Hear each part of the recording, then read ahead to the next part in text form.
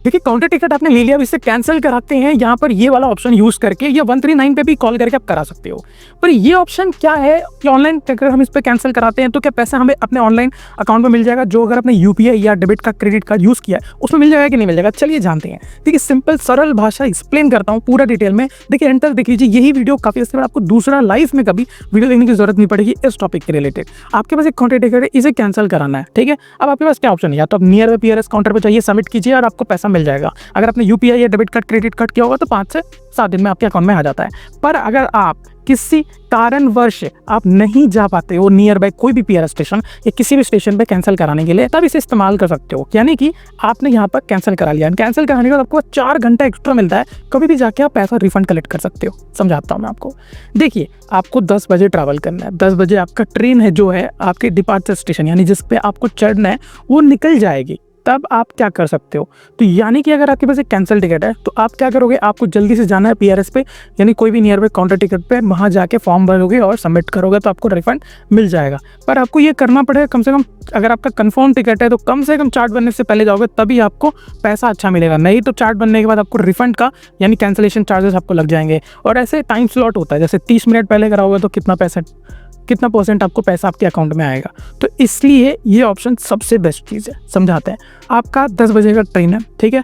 अब आपने किसी कारणवश आपको पता चल गया 7-8 बजे कि आप स्टेशन नहीं जा पाओगे और आपको कुछ 4-5 घंटे का काम है, आप कहीं जाके टिकट भी कैंसिल नहीं करा सकते, तो आप उस केस में आप क्या करोगे, आपका पूरा पैसा चला जाएगा। तब आता है ये ऑप्शन। अब इस ऑप्शन में क्या करना है, आपको अपना पीएनआर एंटर करना है, ओटीपी आएगा, एंड अगर आपका मोबाइल नंबर जब फॉर्म भरते वक्त आपने दिया है तो ओटीपी जाहिर सी बात है, अगर आपने गलत नंबर दिया है और आपके पास वो मोबाइल उपलब्ध नहीं है तो कोई भी ओटीपी नहीं आएगा, तो आप नेक्स्ट ऑप्शन पे जा ही नहीं सकते हो। अब आपने यहाँ पर जैसे ही कैंसिलेशन प्रोसेस पे कर दिया, आपको 10 बजे से लेकर यानी 10 बजे जो ट्रेन जो एग्जाम्पल मैंने दिया था उससे 4 घंटा मिलता है, यानी कि 2 बजे तक, लिटरली 2 बजे तक आराम से आप कभी भी जाके स्टेशन पे ये सबमिट करोगे अपना काउंटर टिकट और अपना रिफंड प्राप्त कर सकते हो। और 30 मिनट्स रहता है आपके लिए वेटिंग लिस्ट वालों के लिए।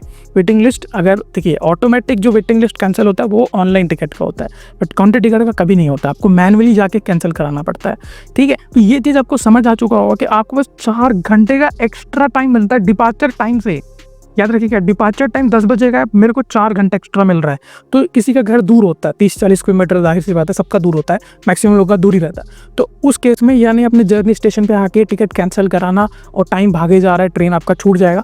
ट्रेन एक बार आपके प्लेटफॉर्म से निकल गया तो टिकट कैंसिल कराने पर कुछ भी नहीं मिलेगा। सो ये ऑप्शन रामबाण की तरह काम करता है। तो जैसे आपको नहीं हो पा रहा तो आप इसको यूज़ करेंगे, कैंसिल करेंगे, 4 घंटे का आपको टाइम मिलता है, जाके अपना रिफंड उठा लीजिएगा। याद रखिए 4 घंटे, इससे ज़्यादा एक भी होगा तो नहीं होगा। अब एक और क्वेश्चन डाउट आ रहा होगा कि यार हम लोग का ट्रेन जो है वो रात में है, क्या करेंगे, यानी 11-12 बजे, रात में 12 बजे हम लोग आए। अब 12 बजे तो कोई पीआरएस सबमिट नहीं होगा, अब 12 बजे तो ट्रेन खुल जाएगी। अब हम रिफंड 4 घंटे गिनेंगे तो भाई 5 बजे 4 बजे तक तो काउंटर खुलेगा नहीं, क्योंकि सुबह 8 बजे काउंटर खुलता है। ये डाउट आ रहा होगा आपको। तो देखिए अगर इस केस में क्या करना होता है, 8 बजे जब सारे काउंटर 8 बजे खुल जाते हैं तो 8 बजे से लेकर 2 घंटा आपको एक्स्ट्रा मिलता है कि आप 8 बजे से लेकर 10 बजे के बीच में जाके आराम से टिकट सबमिट कीजिए एंड रिफंड वापस से प्राप्त कर लीजिएगा। समझ आ चुका होगा। यानी रात में 12 बजे आपका ट्रेन था और आपको पता चल गया कि मैं नहीं जाने वाला हूँ, तो आपने समझ लीजिए 9 बजे रात में ट्रेन जो है टिकट कैंसिल करा लिया। अब रिफंड के लिए आपको 4 घंटे का मिलता है एज पर रूल, यानी 12 बजे से लेकर 4 बजे तक के बीच में, यानी 3:30-4 बजे तक आपको जाकर पैसा वापस लेना है। पर 3 बजे 4 बजे किसका काउंटर खोलेगा, कौन काउंटर खोल के बैठेगा, 8 बजे खुलता है ना, तो 8 बजे से लेकर 10 बजे तक यानी एक्स्ट्रा आपको कितने घंटे मिल रहे हैं आप कैलकुलेट कर लीजिए। ये कितना अच्छा ऑप्शन है इस चीज़ को, बट काफ़ी लोग यूज़ नहीं करते क्योंकि लोगों को लगता है भाई मतलब कैंसिल कराने के बाद तो जाना ही है ना कैसे भी।